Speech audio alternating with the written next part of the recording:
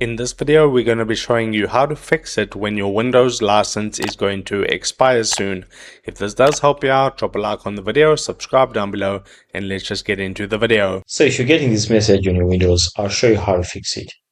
Alright, so quick one guys, come over here. Then over here you're going to search for something very small. So you search for services from the start. Okay, search for services. And if you search for services, you'll see there's this services which is more like system settings. So go ahead and open it. Then once you open up services, you then need to scroll down a little bit. Right, so we're going to scroll down and I'll show you where to tap. Alright, so let me enlarge this so you can see everything clearly. Alright, so you see over here, there's this one which is called the Accessible Authentication Protocol. So right click using your mouse, then you have to choose Start. After that, you then have to refresh.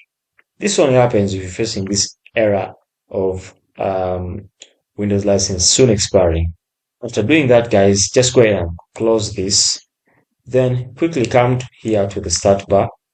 Then tap on the power button and restart your PC. Once you do that, you then have fixed that problem. Thanks for watching.